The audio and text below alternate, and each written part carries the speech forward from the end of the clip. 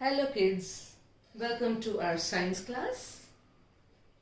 As if we are continuing with the same chapter, that is chemical reactions and equations. In the previous video, we have seen how to balance a chemical equation, right? If you have not seen that video, I request you to please have a look at that video first. The link for the same is given in the description box. Fine. Today we are going to start with the types of chemical reactions. What are chemical reactions and what actually happens in the reaction? Actually, when the reaction takes place, it involves the breaking or making of bonds between atoms to produce a new product, right? Substance means what we are talking about? We are concerned with the reactants, right? Reactants and products also we have seen. Fine. So, as per the law of constant proportion and law of conservation of mass, the reaction will be having the same amount of reactants as well as the products, right? So the types of reaction, as you all can see on the board, they are combination reaction, in which we will be learning about exothermic reaction 2. Next is decomposition reaction, displacement reaction, double displacement reaction, and the last will be oxidation and reduction reaction. Today we will be learning only about the first one, that is combination reaction and exothermic reaction. So before we proceed, I want all of you to keep a notebook with you as well as your NCERT textbook and open it to page number 6. So let us begin with the first reaction, that is combination reaction. What is the meaning of combination reaction? The name itself tells us that something is combining, right? So what is being combined? Two or more substances, that is either elements or compounds or both. Okay? So when two or more substances combine to form a single product, this type of reaction is known as combination reaction. Please note it down in your book, the definition of combination reaction. Right? The examples you all can see on the board. The first is burning of coal. Coal is nothing but it is the solid form of carbon. Right? So when this carbon is burnt, oxygen which is present in the air, it combines with carbon, and what do we get? Carbon dioxide. Right? This you have already learnt in the previous standards also, that when we burn coal, we get carbon dioxide. Right? So this practice is banned also. Fine. The next is formation of water. That is when hydrogen gas and oxygen gas, they combine with each other, they will form water. Right? And the balancing of equation is also done, as you all can see. Fine. The next is calcium oxide. Calcium oxide, when it reacts with water, calcium oxide को हम simple words में चूना भी बोलते हैं, right? It is चूनो which is used in painting also, right? So when this calcium oxide reacts with water, what do we get? We get calcium hydroxide, which is also known as slaked lime. So you have to remember the common name of calcium hydroxide as well as the chemical name along with its formula. Is this clear? What is the definition? When two or more substances react with each other, right? They will combine with each other and will form a product. Single product, right? So this is known as chemical reaction. The examples, 3 examples are given here, right? One more thing is given in your textbook, page number 7, yellow box. Do you know that when this calcium hydroxide reacts with carbon dioxide, what do we get? We get calcium carbonate, right? Calcium carbonate is also known as limestone, right? The formula for marble is also CaCO3. Is this clear to you? So please have a look at this. Fine. This calcium carbonate is formed after 2 or 3 days of whitewashing.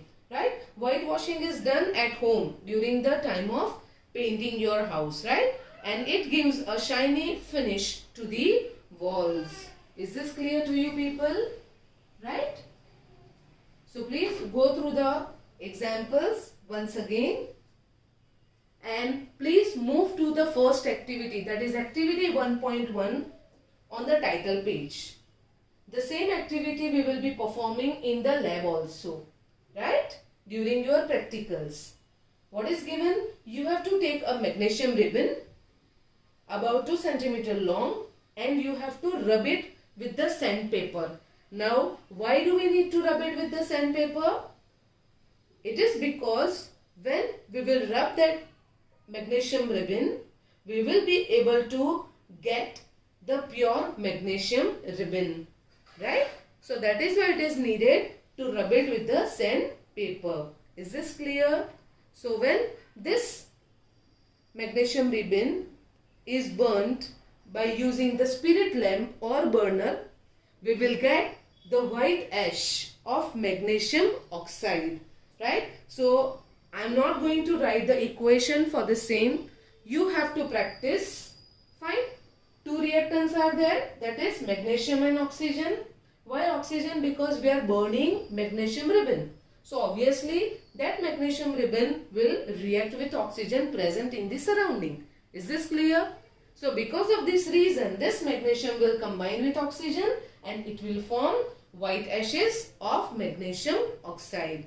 Fine. So please note down the reactants, that is magnesium, Mg and oxygen, and please write the balanced equation for the same. Fine. So this is all about combination reaction. Note down the definition and its examples, and now we will move to the next reaction, that is exothermic reaction. So first note down the definition of exothermic reaction.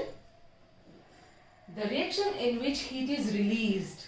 Exo means something is exiting, right? So what is exiting here? The heat which is released or the heat which is produced during the chemical reaction. Okay? So the reaction in which heat is released along with the formation of products. This type of reaction is known as exothermic reaction. Clear to you? The first example is given, that is the burning of natural gas. Natural gas, here the example is given of methane. This methane when reacts with oxygen. Burning means, as I said, that for burning what is needed? Oxygen. If oxygen is not present in the air, the process of burning will not take place, right? So in the process of burning of methane, when this methane reacts with oxygen present in the air, it forms carbon dioxide with the release of high amount of energy. Is this clear? The next is the process of respiration. This reaction, or I can say about this process, we have already done in our 6th lesson, that is life processes, right?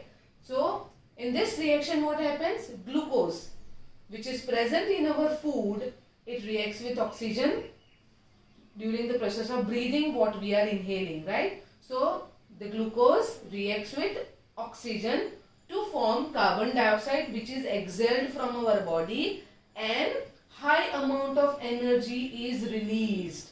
You remember anaerobic and aerobic respiration? So this is about aerobic respiration, right? So in this process, high amount of energy is released. That is why the process of respiration is called as exothermic reaction. Is this clear?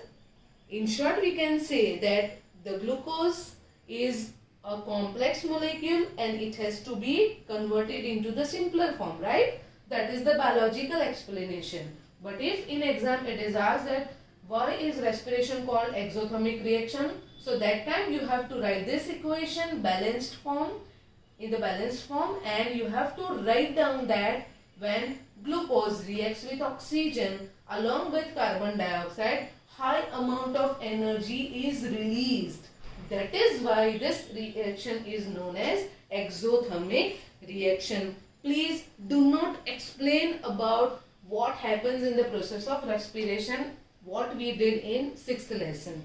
Is this clear to you people? The third example is decomposition of vegetable matter into compost, right, in the field of agriculture. So that is also an exothermic reaction.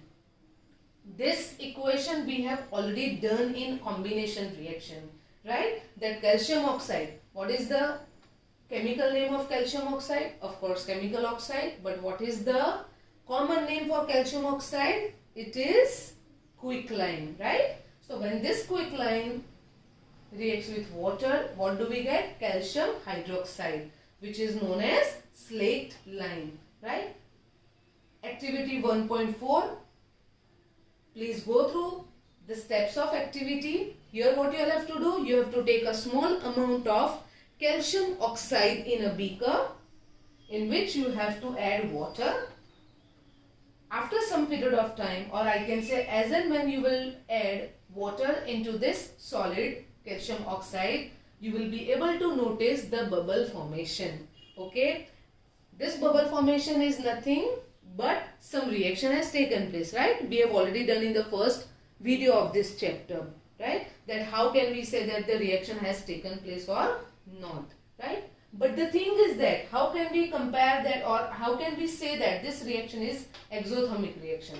So when this reactants will react with each other, if you will able to, or I can say if you will touch that beaker, you will be able to notice that the beaker has become a little bit warmer, right? So this is also an example of exothermic reaction. So in this also you have to note down the definition and these examples for this reaction. Okay, so today we have done combination reaction and exothermic reaction along with the definition and few examples of the same, right? Hope you have understood it very clearly. Fine. So stay tuned for the next video. Thank you.